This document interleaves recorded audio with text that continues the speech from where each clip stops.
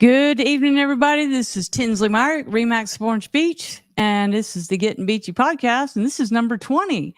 So we're just moving right along here, and tonight we have a real local character with tons of local knowledge. This is somebody with deep roots in Gulf Shores, so it's just he could tell you all kinds of stories. I'm going to go ahead and bring him out. And here's Joey Ward. How you doing, Joey? Hello. How are you? How you doing? I'm doing great. Looking like you're having some fun there. Got the glasses going. Be your lifestyle is what I call it. That's right.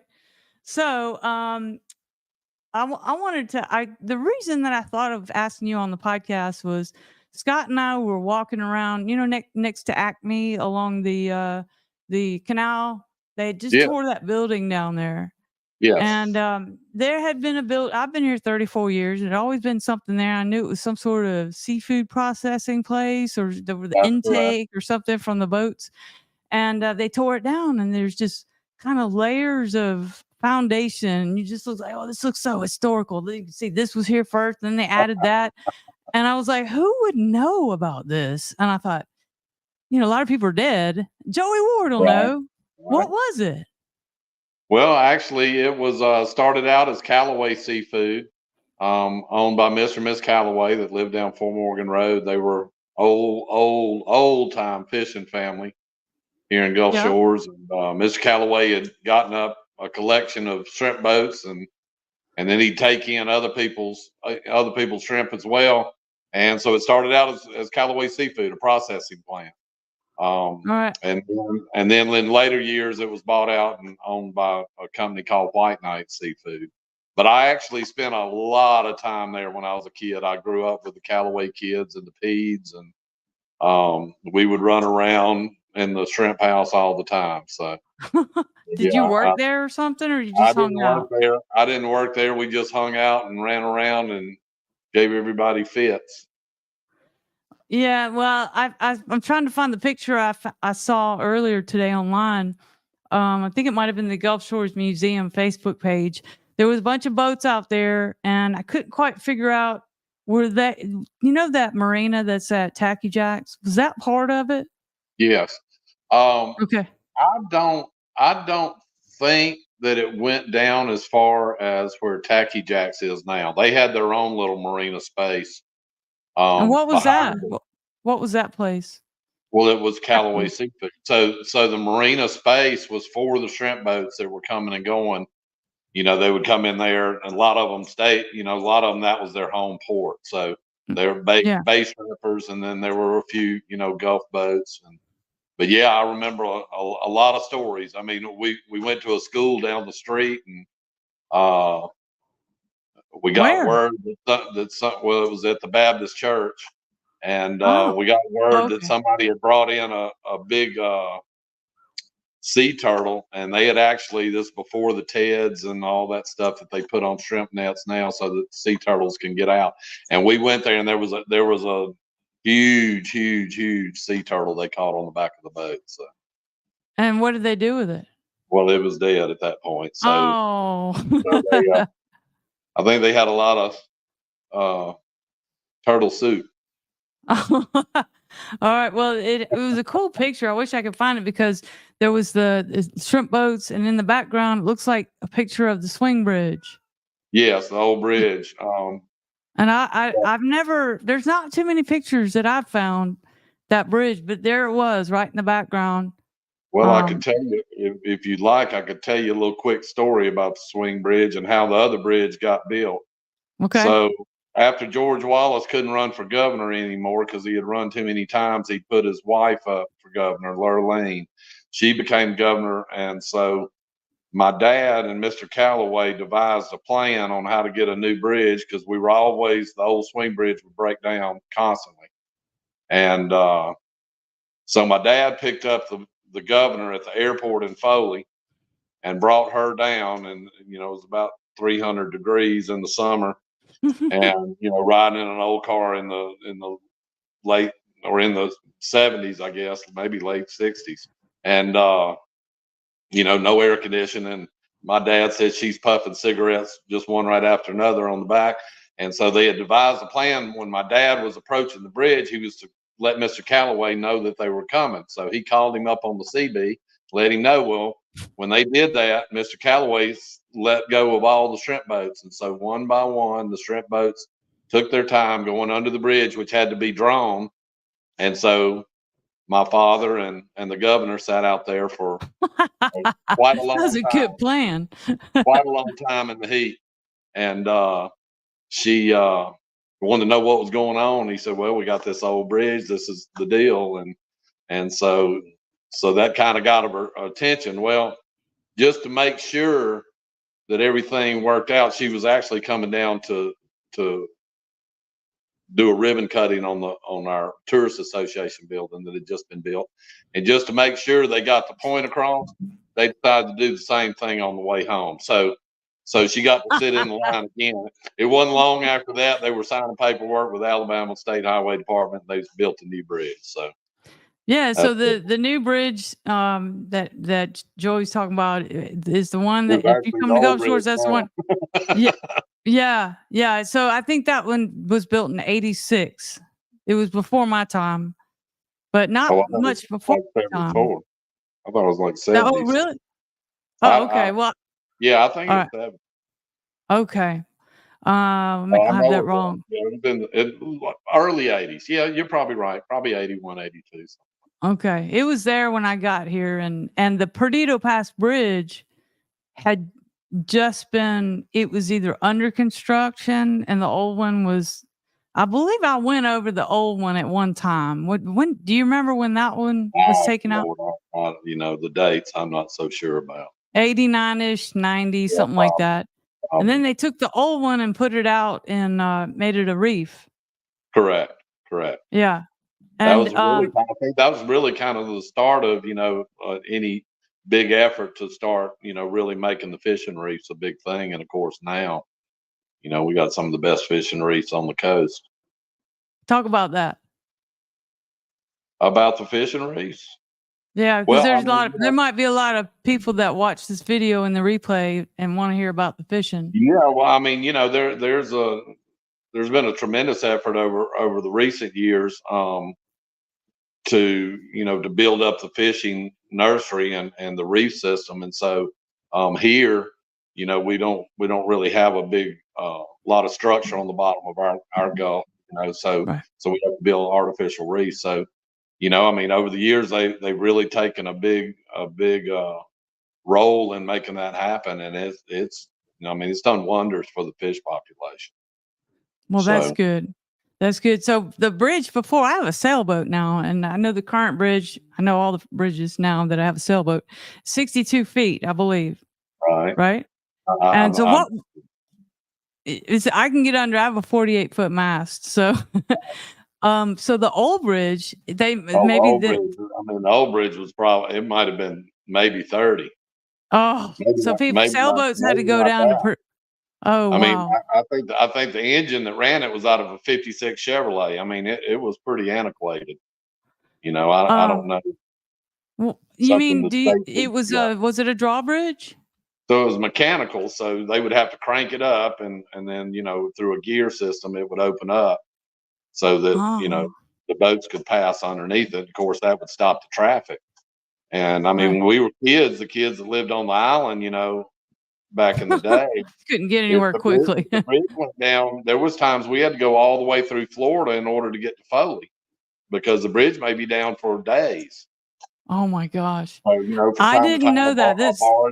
From time to time, a barge might hit it and damage it, and they'd have to fix it. And so we'd have to drive all the way through Perdita Key and back up through Lillian in order to get to Foley because we didn't have schools here then. So you mentioned the school. Oh, you said, okay, you already told me that. But that's the first time I've heard that's interesting. So you heard it here on the Salty Podcast, the old Perdido Pass Bridge. Not the Salty Podcast, the Gettin Beachy Podcast. The old Perdido Pass Bridge was a drawbridge. Okay. And I've heard stories about no, not the Perdido Pass Bridge wasn't a drawbridge. The canal bridge was a drawbridge. Okay, that's the one you were talking about. Okay. I remember but the bridge, that was one of the reasons they built the new Gettin Beachy Bridge because it was way shorter too. Yeah. And so, there was a lot of boats that just couldn't come out Alabama Point because they couldn't get underneath the bridge.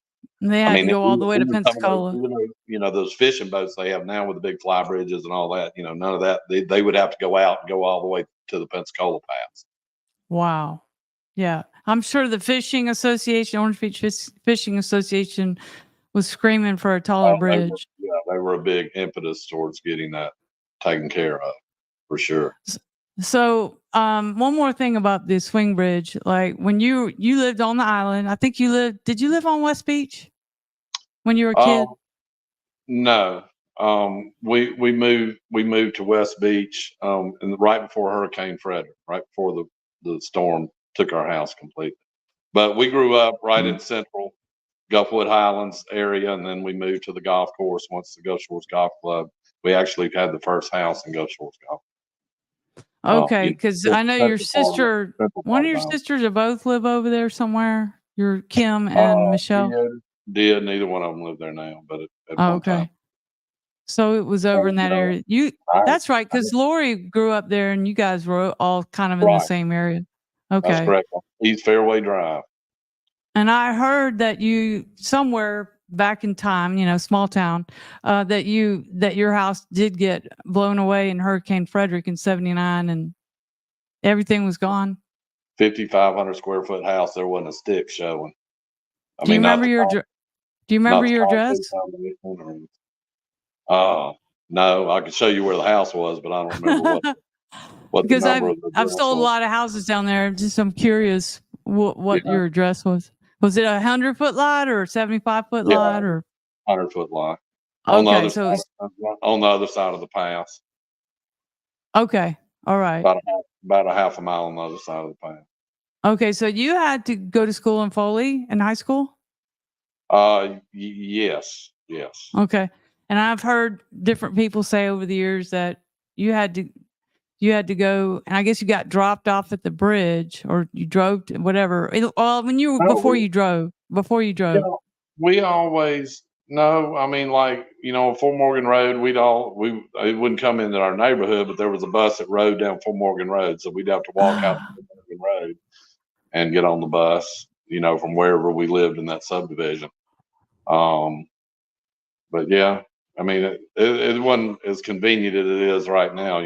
School bus pretty much goes in front of every single person's house. But yeah, nobody has to walk.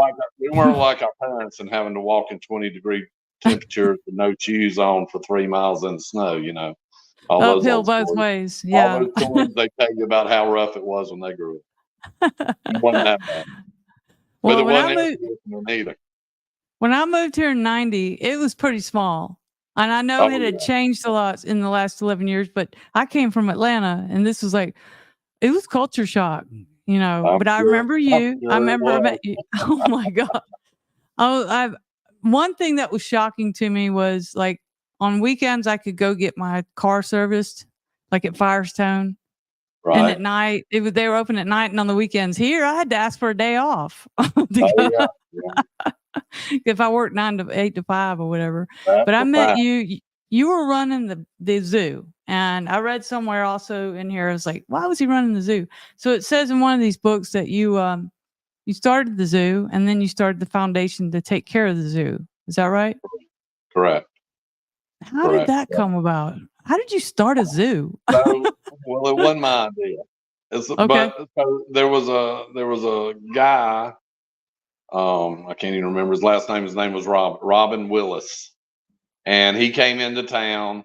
My dad had a real estate office, and so he somehow made his way into the. We should say your dad's name, Wade Ward. Yeah, Wade Ward. Yeah, and I remember Wade Ward Real Estate. I remember that. Yeah. So somehow Robin ended up in my dad's office at his desk and painted this picture of this dream he had of building a zoo. And so my dad thought it was a pretty good idea. Wow. And so Robin had a bigger imagination than he had capabilities in more ways than one.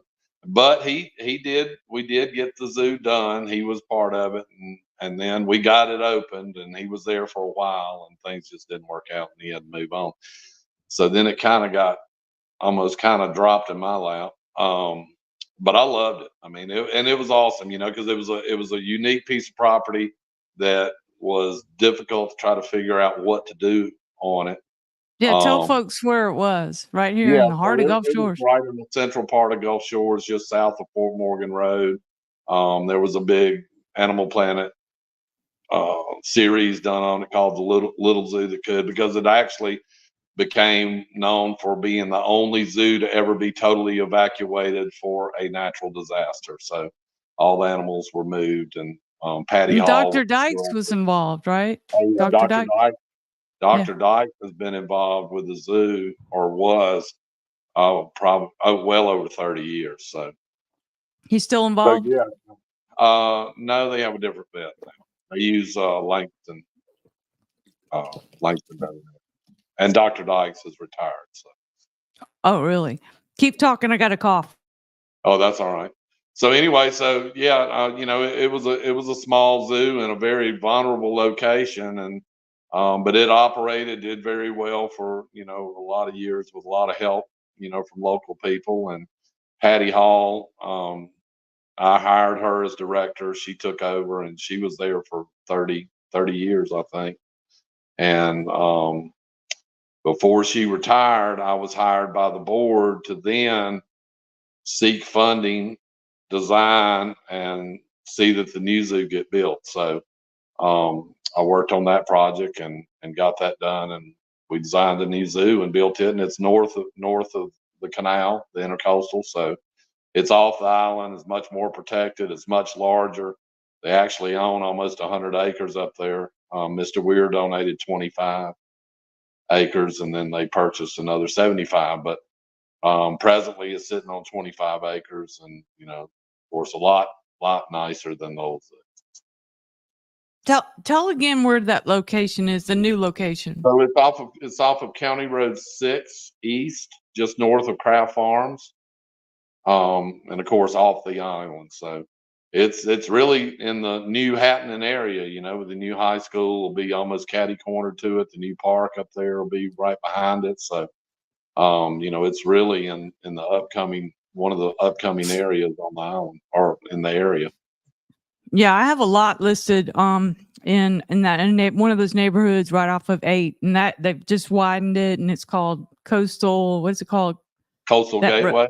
Yeah, Coastal Gateway, yeah. And that huge park, and I don't remember the name of it. And then the school that's being built right now, right? Right. New $137 million school. Wow, and it's going to be special. It's going to be. Yes, it's going to be very high tech, very high tech. So yeah, we're excited about that. And so then just south of that on County Road 6 east is where I have not been to the new zoo, but I did go to the old one. And when you and Troy were running it, remember Troy? Right. Yeah, Troy came after me, and then Patty was next. So yep. Troy he was really a trained zoo guy, right? No, he wasn't. No. That was in the days of the Wild Wild West. No, he wasn't. He was an animal lover, and an outdoorsman kind of guy, and I'll be honest with you. I mean, that was in mid '80s when we first opened the zoo, and I mean, it was a whole different world. The whole zoo world was completely different than it is now. Particularly since after Tiger King, everything changed. Really? But it changed quite a bit. How did it change? Just a lot of different laws, wildlife licensing, and the way you buy, sell, or trade animals. And, it's just, and they really don't want zoos. I mean, they really don't want them. And really? So, and I mean, I kind of get that. I mean, it's awesome to see the animals in the wild. The problem is, in so many places in the wild, they're so threatened that, right. It's tough. So it's a balance, and it's a line that people either stand on one side over the other. Thank God this world big enough for more than one opinion. Well, just like everything else is more regulated now than 30 years. This is true. This is true. They for for those that miss the good old days, guess Yeah. what? They ain't coming back. No, the rules are here to Get used stay. to the new days. The governing bodies of every industry. Yeah. But yeah, so I think Troy told me a story one time. He said you guys would go in the pens with the wild lions or the cats and took a few risks and learned a lesson from it. Oh yeah. I mean, I've had my arm up to my shoulder in a lion's mouth before. Oh, So wow. yeah, thank God he played nice, or Oh, wow. I'd be walking around with a nub. But yeah, So, we have plenty of stories. As Patty says, she always wanted to write a zoo book that says if it's not fleas, it's ticks, and oh yeah. that would be the good name for the book. So there Well, was always a story to tell. That's for sure.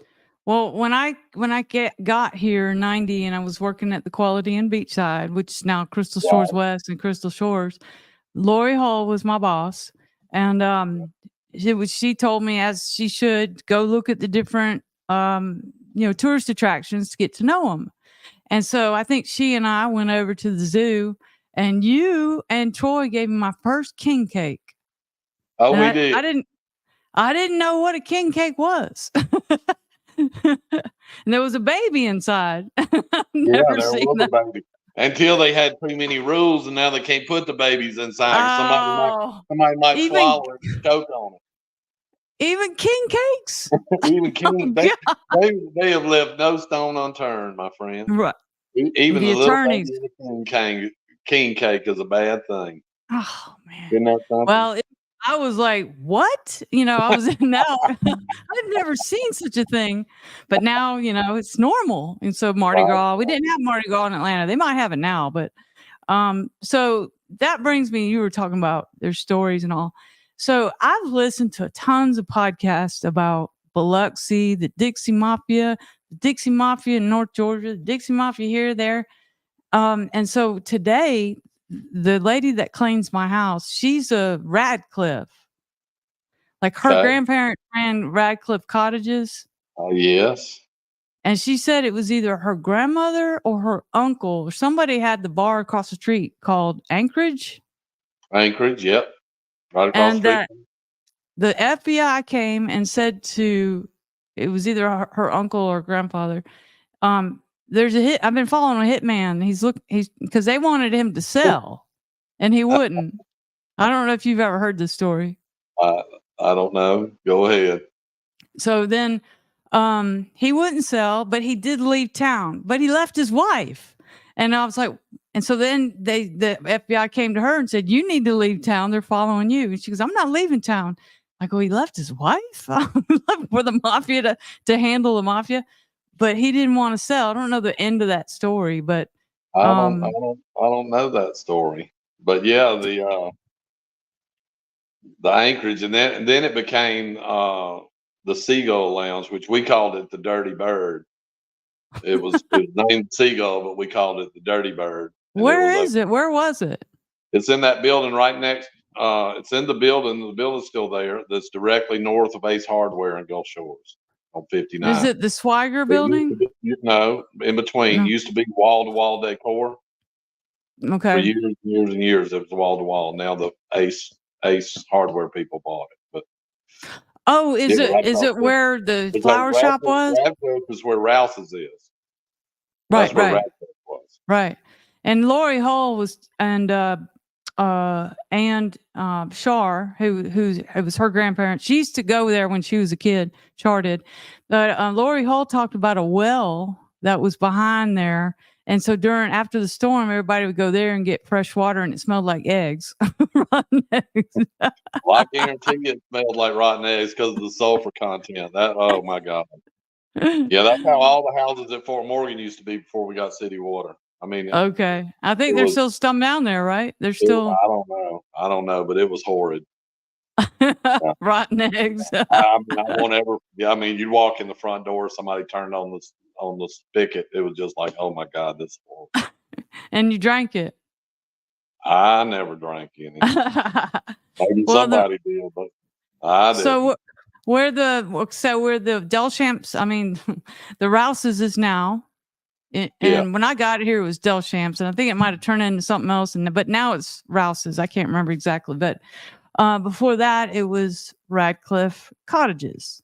Radcliffe's Cottages and restaurant. They had a restaurant there too. Okay, and the part of the deal when Delchamps bought it was to name it Radcliffe Shopping Center, and it's still named that. The name is still there. Yep. So, do you remember much about that place? Oh yeah, I mean, I went all the way through school with their son, Shane Radcliffe, and of course the parents are dead now, and I haven't seen Shane in years. But I went to the restaurant, played the jukebox. Remember Gibbs? My mama would never let me slip into. Do what? Remember Gibbs? Oh yeah, yeah. Which is now something I don't remember what it is, but it used to be called some Mudbug. Yeah, Yep, and before Gibbs, it was something else, but it was before my time. That was a big hangout, wasn't it? Yeah, yeah. Oh, it was the L.A. Pub and Grub. That's it. That's the name I've heard. Oh yeah, so L.A. Pub and Grub was happening back in the day. Did you go there? Oh yeah. You got to remember. You got to remember back then the drinking age was 18, which meant. Oh yeah, yeah. Which meant we were getting in when we were 16. Yeah, so, I did the same thing. Yeah. Long life. That's what Joe Gilchrist told me one time before he died. He said, "I knew y'all were climbing through that back window at Floribama." He said, "You weren't fooling anybody." I said, "Yeah, I didn't figure everything was just so laid back then." Yes, it was. It was a wonderful place to grow up. A wonderful place to grow up. Just seemed like there was a lot of freedom. Yeah, there was probably a little too much. Freedom's good, but you gotta know how to handle it. It can be dangerous. Well, you're still here. I always felt like I did have one foot for the gas pedal and one foot for the brake, and I needed to use them both. But I knew a lot of people that only had one foot for the gas pedal. Well, it just seemed like you ran around with a lot of people from all the older families and everything. Like, Shar brought up one of your friends. What was his name? Something Kitchens, Blake or something. Blake and Morgan Kitchens. Yeah. They own Gulf Shores Power Sports. Right. She said that. She said, "Ask Joey, does he remember doing donuts on the fairway?" That wasn't me. That was Mike Wilson. Oh, okay. That wasn't me that did the donuts. That was Mike Wilson. Did you get blamed for it? No, I wasn't there that night. Okay. She said it was a rumor, so I'll be able to clear that up for you. It was an untrue rumor, but it's not the first one. It's not the first one that's been told on me, so it doesn't hurt my feelings. Well, so is there any truth to the Dixie Mafia being here? Oh, there ain't no doubt. Really? Because there's nothing that's so whitewashed, it seems. There's great stories about Biloxi. I know there was stuff. There's stuff going on in the 70s, 80s. With all the coastal towns had, little something coming in. They had a lot of something coming in. The square groupers. My father sold a house one time out at Spring Branch, and the guy that came into town told my dad he wanted to look at this house. And so they get down to the house. My dad meets him there and said, the guy walks in the front door, walks out the back door, walks to the end of the pier, and he says, "What's the depth at the end of the pier?" My dad said 8 feet. He said, "I'll take it." Where was that? Spring Branch over by Pirates Cove.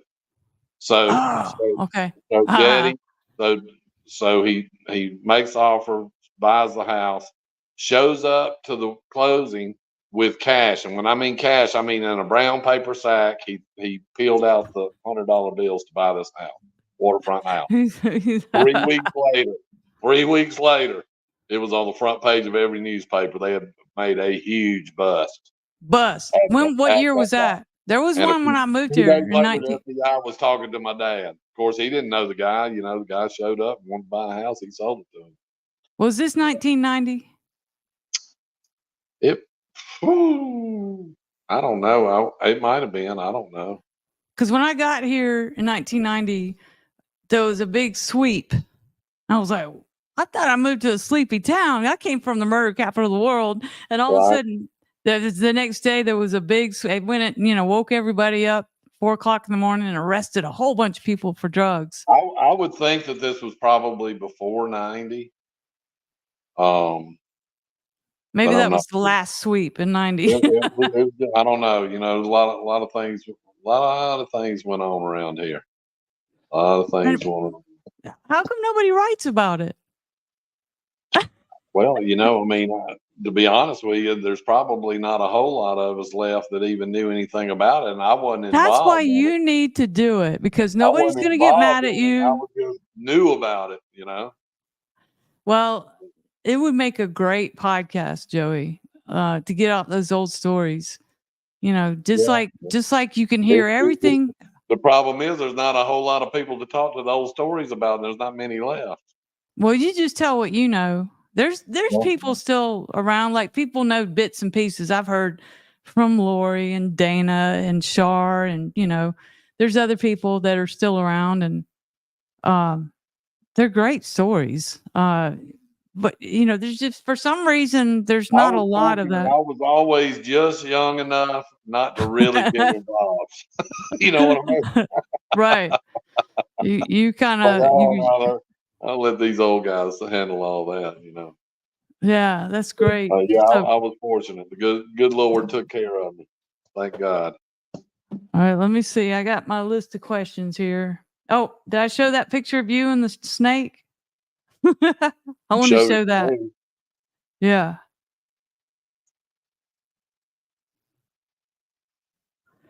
So this, when I find it, it's a picture from 1991.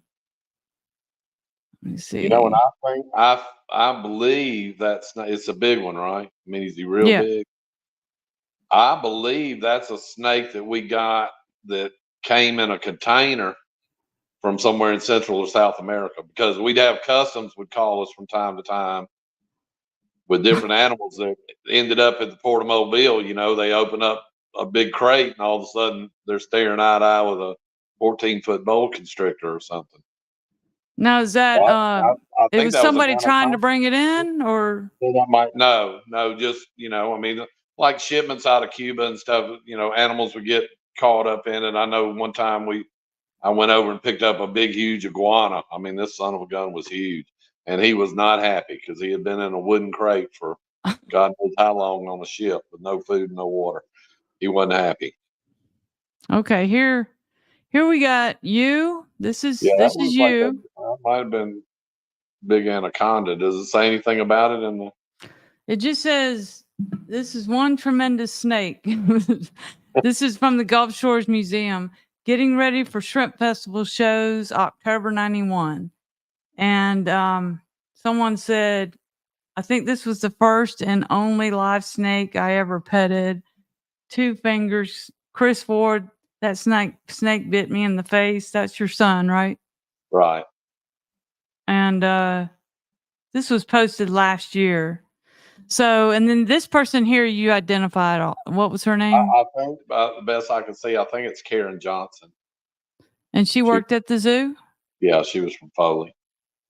Okay, and you can see Zooland in the background there. Yeah, that's when it was called Zooland Animal Park. State Bank of the Gulf. Look at that. That's where M&M Bank is now. Okay. And there's a couple more. Look at that. McDonald's on the beach right behind Pink Pony. And I remember that. And now there's Phoenix All Sweets. Correct. It's kind of funny that there was a fast food restaurant on that expensive property. It just wouldn't happen now. That's crazy. They did a heck of a business, though, I'll tell you that. Yeah. Seahorse Motel. And that's where that's in the same spot where that McDonald's was. Before the McDonald's. Yeah. Yes. Okay. Before Frederick took it out. Well, I remember no, wait a minute now. No. in Oh, 79. Frederick. Okay, Yeah, you're right. Okay. 79. I'm telling you, you're right. You know you're right. Okay, here's the Speckled Trout Rodeo, Gulf Shores, 1954, and this is A.G. Stacy, and Yeah, she well, won. that was a little bit before my time, but I think I told you I must have 100 of those darn pictures that my dad gave me from over the years. It was just a way to get, I mean, back in those days, they were trying to figure out any gimmick they could to try to get somebody to come over that bridge. I And mean, here's what we got? this is another winner here, 1955, and this F.C. Hall and Son Foley. He Yeah. won 1956. Well, bless his heart. He's got a little boy there with him. Got him a big And shit. Kenny Stabler, Oh, Kenny. local celebrity. Local legend. He had himself one big time. He sure did. There's a couple more here. Okay, this picture. Wow. So this right here is the intersection of the Beach Road and Highway 59. And this is from 1950, Joey. Right. Look at this right here. This road. Look at the bridge. Well, Where is it? see, Where's the bridge? So that's before. So Mr. Meyer died in 1956. And it looks like in that picture, that's before Venetian Isles. He dug out Venetian Isles, which is all those canals. All the canals and everything. Yeah. Paparocco's. He named it Venetian Isles after Venice, Italy. Wow. And so you can see in that picture, it's just all one big marsh. Right. All the way down there. That They'd never get that done today. No. But that's the same way South Florida was built. Exactly the same way. It's kind they of stopped it. I think they stopped doing all that. There was a more. Go ahead. You know that the building that your parents had the store in, that was our first real estate office. Right. Was it right there? Was it? Yeah, in that same building. It was about right here. Yeah. Yeah. I thought that building was down Fort Morgan Road initially, and then it floated down or something. That building was at Brookley Field in Mobile, and it was barged across the bay and into the canal, and then moved from the canal to. It's definitely the best shape, and it's probably the oldest building down here. Wow. It's got to be close, and it's definitely in the best condition. Just because it's been out there on the front and people take care of it. Yeah, I was actually consummated. My parents lived in the back of that building when they first got married. My mom told me you told her that. You said I was conceived here. Yeah, that's where they lived. That's where they lived, was in the back of that building. And then they built a little tiny house on the Gulf. So the front side facing 59 was the office, and the back side and was the back the house. Had a little apartment in it. Oh, wow. For a little while, not very long. But back in those days, you sit there and we didn't talk about how many cars you had coming down the road in an hour. It was how many cars you had coming down in a week. So you could take a nap on 59. Oh yeah. Well, we used to stay all the time. You could camp out in the winter on 59. Not worry about getting run over while you were sleeping.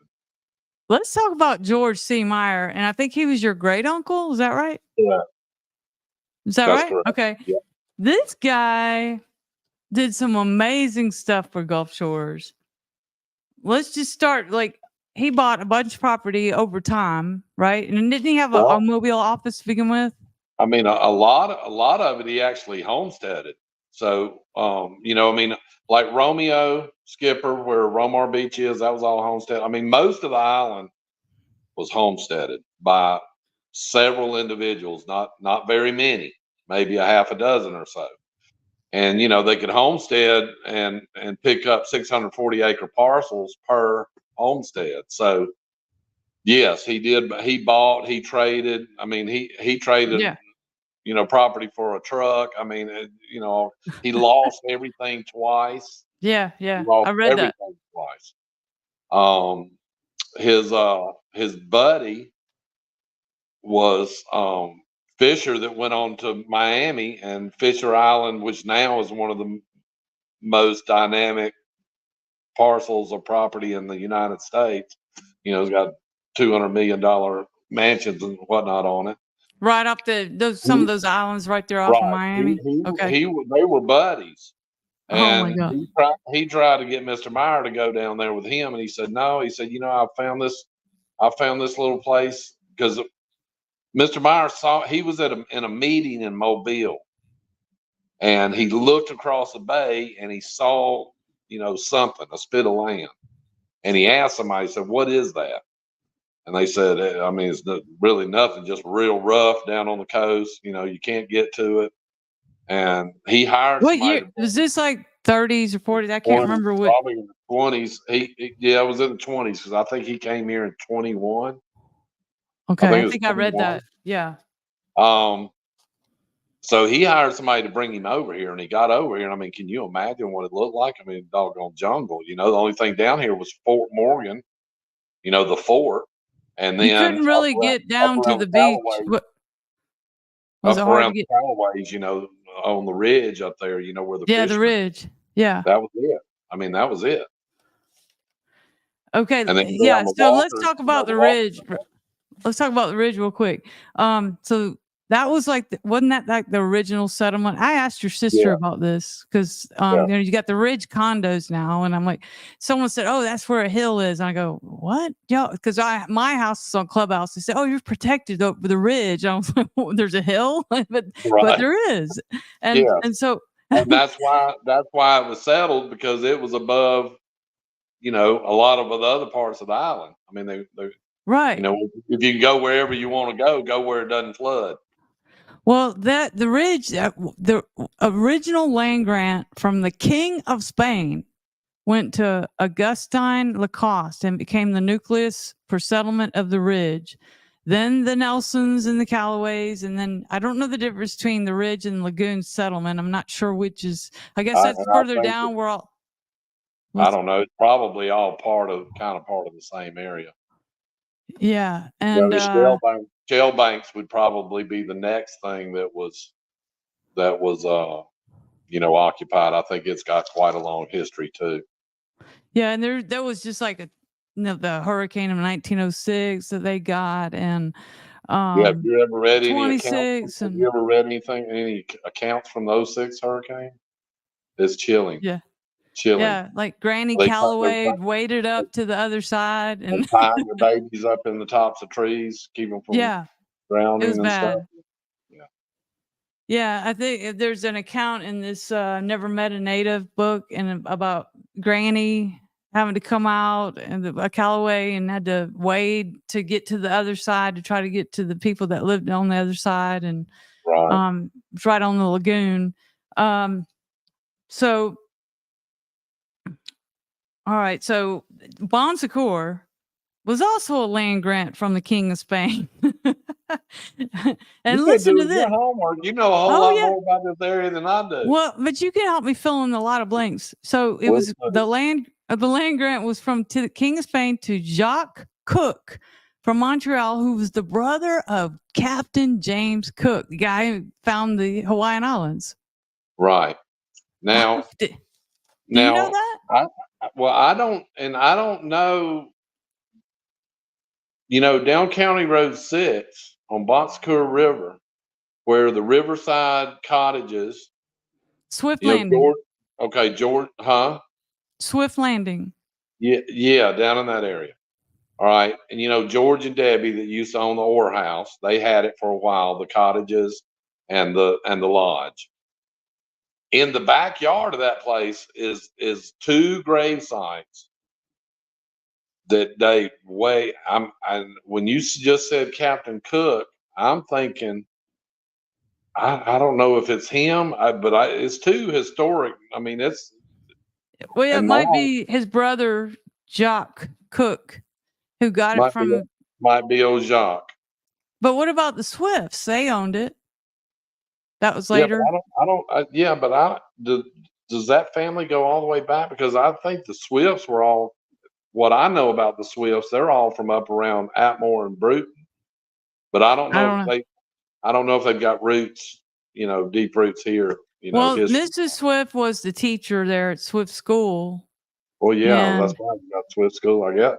Yeah, and I they don't know really what their story in this area is. and they married the Jerkowitzes and the Swifts married.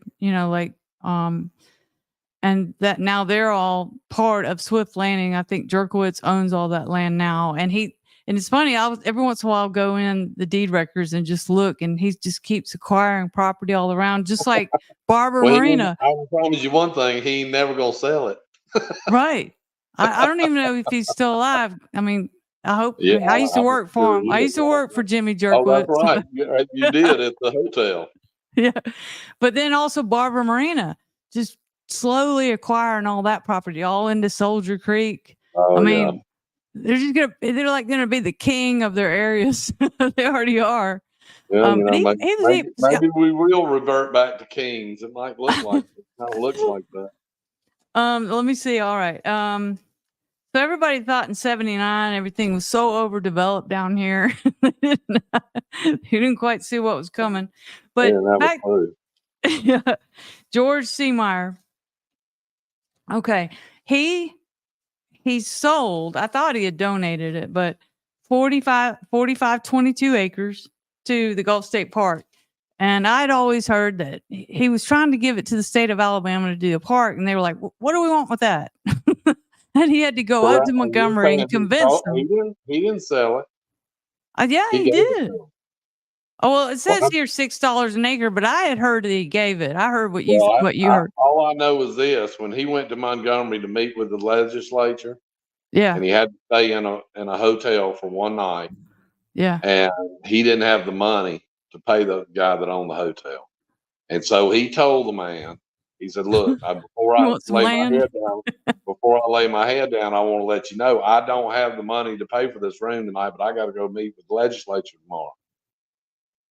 And he said, "But what I do have," he said, "I've got the four corners at the very end of State Highway 59 and Gulf Shores. No. And you're welcome to any one of the four in exchange for my night's room." No.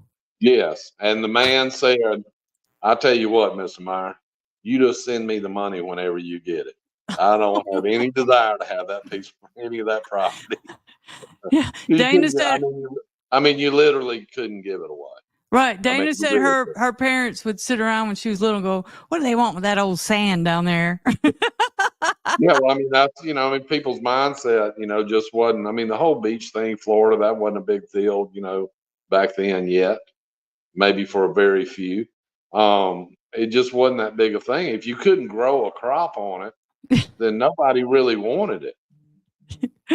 Yeah. Well, lost my camera there. Okay. Oops, I lost it. Oh, doggone it.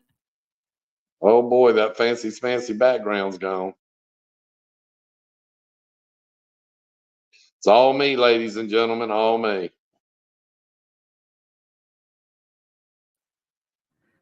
What's going on here? Okay, hold on. Just I'm not going anywhere.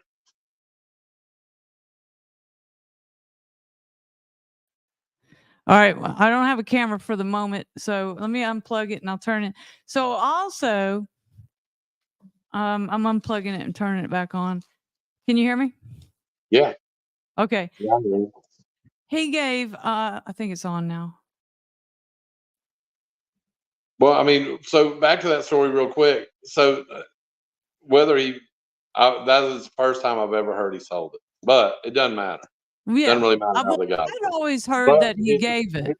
His whole thing was until the state of Alabama had some type of investment here, had something, then Gulf Shores and Orange Beach were never gonna be able to develop and grow because there were no utilities. There was no water, no electricity, no sewer, no nothing. Right. So, he felt like, well, at least if they get, a state park down here, then they'll start doing something to develop it, primitive as it might be. But that was kind of the impetus towards, getting something going on. Because at least now, and then Mr. Callaway comes back into the picture. Mr. Calloway was very politically, had his hooks into Montgomery, and so because of the seafood industry, and so now, they could go up there and team up a little bit and try to get some investment from the state down here, and then that just kind of blossomed, and then once there was this little bit of tourism, then it just kept growing and growing and growing until it is what it is today. They can't build enough bridges. Well, we should have like a statue of George C. Meyer because he also gave I think he gave the land for the Gulf Shore. Well, look, go back to the state park. Under the conditions there were contingencies that, like you said, they had to come down and build some roads, right? Yes. And I don't know if that was just the County Road 1 or not, State Park 1 or State Park 2 or I don't know what roads it was. He's a smart man. He built 13 bridges to get from Foley to here. Oh my God. The man had determination. He sure did. He had the vision, and he also gave the land for the Gulf Shores Theater, the Civic Center, which is named after him, right? That's actually my aunt, my father did all that because Mr. Meyer was dead. Mr. Meyer died in 1956. The foundation did, right? Yeah. So okay. Yeah. So and then all the churches. Yeah, well, not all of them, but probably I think 13 or 14 churches were given land. School. Yes. All the municipal buildings. The lot that my house is on, I think, was Meyer Foundation, wasn't it? Do you know where I am on Clubhouse? I don't know where you are on Clubhouse. There's like 6 lots right here. It's in between. Not Heritage Woods? No. It's across from that. Oh, on the golf course. On the golf course, yeah. No, that wasn't Foundation. I don't think that was Foundation. Well, I'm going to try to bring this camera back. Right next to Wedgwood Villas. Yeah. In that area, between Wedgwood Villas and the ones, yeah. So I think it was Meyer. I have to go back and look, but there are actually rules and restrictions, regulations on these 6 lots, and you cannot build a multifamily. And so, but I think across the street, multifamily. Well, it is, but there's the regulations supersede. Now, did you live in that big house across the street with all that land from me? My parents did. I didn't. I was already out of the house. Okay. All right. Wow. Okay. Let me see if there's anything else. I can't believe my camera's not working. Oh,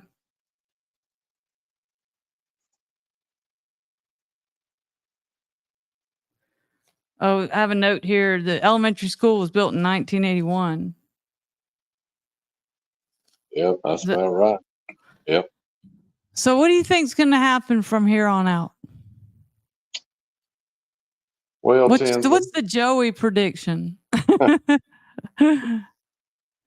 I think Gulf Shore is probably going to make it at this point. No, I don't know. I mean, it's there's nothing that can happen except it just keeps getting bigger. Right. So, if you're trying to hold on to the past, it ain't going to be much more than a memory, I don't think. And, which, it's not all bad. I still live right here in Gulf Shores. I live in the same house I've lived in for 40 years. I'm right in the center of, on the water right here in the center of town. And, every time I think I want to move somewhere else, I just can't bring myself to it. So there's a lot that still keeps me here. It's a wonderful place to live. I've been fortunate. I've raised 5 kids here. And, wow. I think they've had a good life, growing up here. And, I just hope the powers to be realize what we have, I guess. The powers that be? Sometimes I question that. Well, I'm not sure what you mean, but I think that I would be interested to know what you mean. It's probably best if we leave it like that. Okay. Yeah. Well, that'll be my little mystery. So just for people coming, I think people notice that it's a very well-run town. I know you probably have some issues here and there, but overall, I think Oh it yeah, is a yeah. No, I 100% agree. I mean, I okay. 100.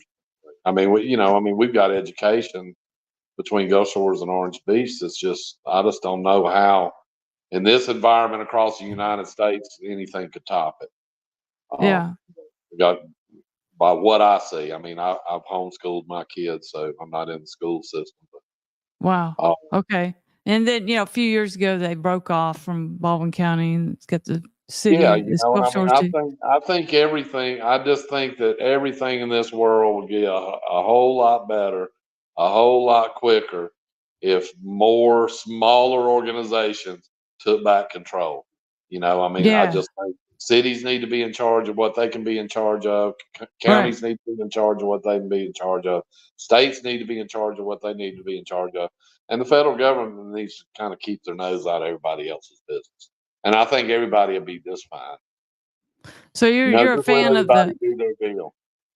mom and pop stores. We want to keep those. Well, sure. Yeah. I think that's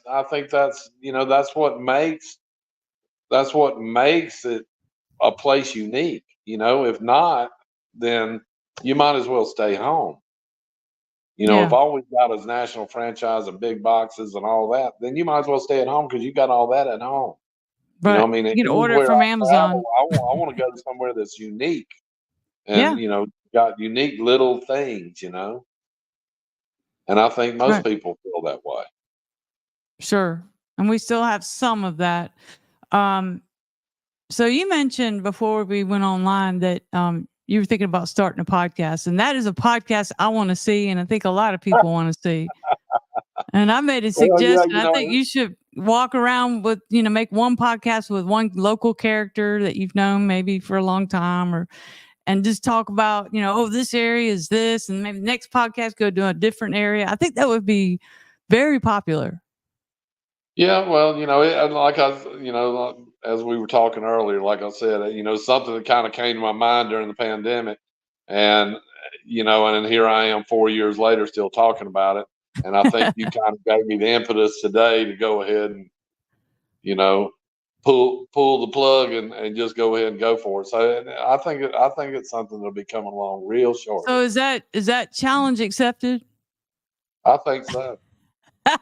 We'll You be heard it we'll right be here living on large. the Hey, we'll be living large in the LBC before you know it. Lower Baldwin County, that is, and LA. and LA, All right, Lower now Alabama. tell people about the business you have, or the two businesses you have now. All right, so got a couple of businesses. Tiki's Bikes, Boats, and Beach. We rent everything you need to make your vacation wonderful. Beach chairs, umbrellas, paddle boards, bikes, beach cruisers and e-bikes, and pontoon boats in Little Lagoon. So, for those of Where is you it who don't located? know, it's located in a clandestine warehouse, and everything that you do is online. And so Okay. when you order something online, it just Yeah. appears magically at Oh, that's your awesome. Okay. accommodation, and then you go home and it disappears magically. Isn't that Okay. great? So do they go to your Facebook page, or you have a website that they Yeah, go and do an order? I also have a website, Tiki's Bikes, Boats, and Beach.com. Okay. There you go. You heard it here. And then you've got another business. Tiki Squeaky Clean Power and Pressure Wash. We make all your home squeaky clean.